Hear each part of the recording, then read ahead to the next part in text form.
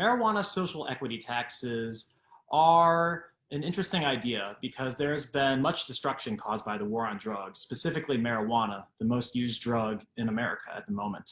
In 2000, Black people were arrested and prosecuted at about 3 times the rate as white people. In 2014, the latest data that the BJS is actually publishing at the moment, those figures have dropped to only 2 times as much. But these disparities still exist today, and for people to want to address these problems is completely reasonable. However, the idea of leveraging a tax as a cure to this problem is probably misfounded. I mean, first of all, who is responsible for this destruction? Is it the marijuana users themselves?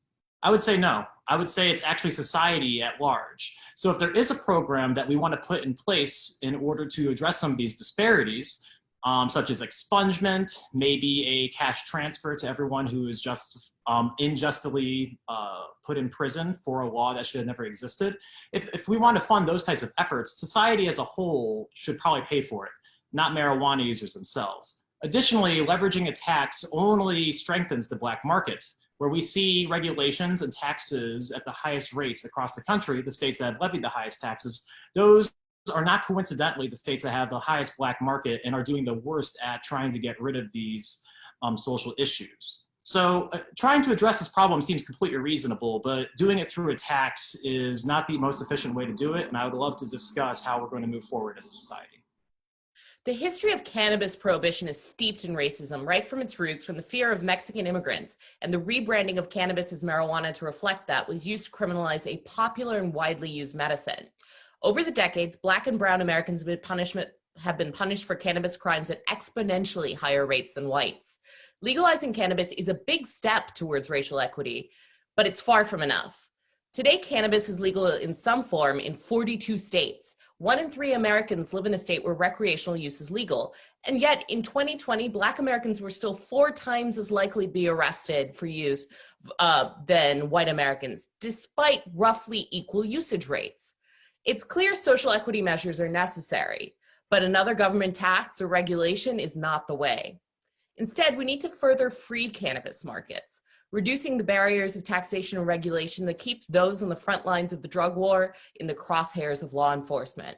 We need to release and pardon those languishing in prison for a so-called crime that is no longer illegal, and remove the impediments to their engaging in the legal cannabis entrepreneurship.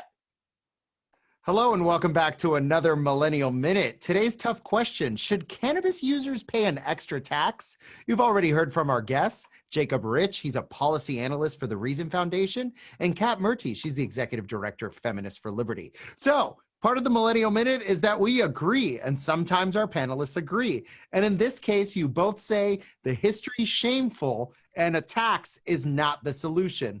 Kat, tell me a little bit more. Yeah, definitely.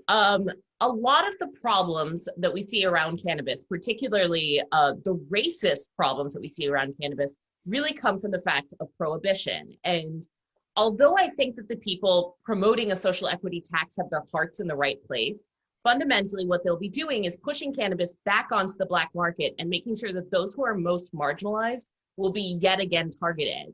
As I mentioned earlier, despite legalization, we're continuing to see racialized arrest rates, including in places that have been legalized. And it's in fact gotten worse in many places. And the more that we push taxation and regulation and other further laws, the worse that's going to be. Yeah, but Jacob, one of the things that they do about packaging the full legalization of cannabis is that it's going to be a bonanza for governments, right? I hear this all the time. I had a guest recently on my podcast talk about this. Should we not view cannabis as a big way to raise revenue for local and state governments and perhaps even the federal government? No, absolutely. We should look at cannabis as a way to be raising revenue, and that we will be raising revenue because there will be taxes. But the social equity tax is not included with the typical sales tax. That's going to be an additional tax, and it's going to be earmarked for programs that are probably not going to be addressing social equity. They'll say social equity on the outside, but it's probably going to be managers, bureaucracies, and the companies that have been contracted that are going to end up benefiting from these programs. If you really wanted to help people who have been hurt by the drug war, why don't you just write checks to the people who are actually thrown in prison? They're the ones who are harmed. Pay them for the prison time that they should have never done in the first place.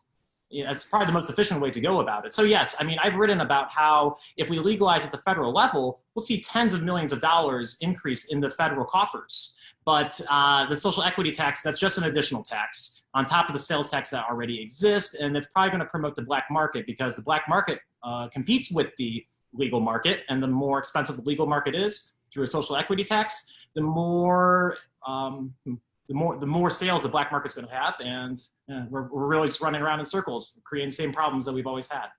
So both of you are displaying skepticism around, these types of initiatives that tend to right the wrongs of the past. Try to say that 3 times, right? How do we right the wrongs, right? But not really take it out of the hands of a government that actually harmed these people in the first place? How do we do that, Kat? Absolutely. There's several different measures that we need to do here. Number one is that people who were arrested, who served time or are currently serving time in states that have legalized, where the crime for which they were arrested is no longer a crime, need to be released. They need to be pardoned. We also need to, a lot of these laws, as we're passing them, don't allow people who priorly were convicted of cannabis crimes to be involved in these new legal businesses. Those people have the best comparative advantage. They know what they're doing. They have the experience to do it, and they should be allowed to compete, and they should be allowed to get into the business and do better. We also need to be really careful about the types of regulations we have, particularly ones that in plain view type measures, ones where poor people without private property, younger people especially, get targeted for public consumption, for consumption on federal property, especially if you're in some place like public housing. All of those types of measures are really good ways to move the buck in the right direction. I think also, if government is concerned about this, they need to start by cleaning their own house, right? They should start by being more open to hiring people with prior cannabis convictions. They should stop cannabis testing for government jobs. There's any number of measures that we can do that a social equity tax won't necessarily address.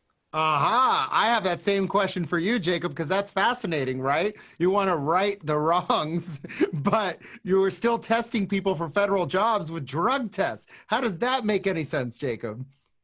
It makes absolutely no sense at all. But one thing to keep in mind is that marijuana has been only legalized at the state level. And the way to think about it is there really is no legal marijuana in the United States. If you consume marijuana anywhere, it's really a crime. And state level, quote, legalization should really only be looked at as state level decriminalization. Because if a federal agent came into these states, they'd have full authority to arrest you and punish you to the maximum extent of the law. And additionally, this actually leaks into all sorts of other policy areas. If you have a medical marijuana card, you are not legally allowed to own a gun. In fact, it's a felony. And if you're caught with a gun and your marijuana, chances are you're going to be thrown in prison, and then your Second Amendment rights will be taken away from you for the rest of eternity. And when we're trying to address these types of laws, expungement is obviously the first thing we need to do. Release people from prison, expunge the records, and basically start treating people who have used marijuana now and have used marijuana in the past as people who drink alcohol, which is like regular citizens. Wow. So this has been a fascinating conversation because I hear these complaints a lot by gun owners, and I've never heard it in the mainstream media. So you heard it here first. You can't get a medicinal marijuana license and own a gun. That sounds unconstitutional and un-American. And moreover, before we think about, social equity taxes, maybe the government should do the right thing going forward. And on that note, I love having you both on. We'll definitely have you back. Thank you both, Jacob and Kat. We'll see you soon. Thank you. And thank you all for watching. Be sure to follow us at BoldTV for more of these spirited conversations. We'll see you soon.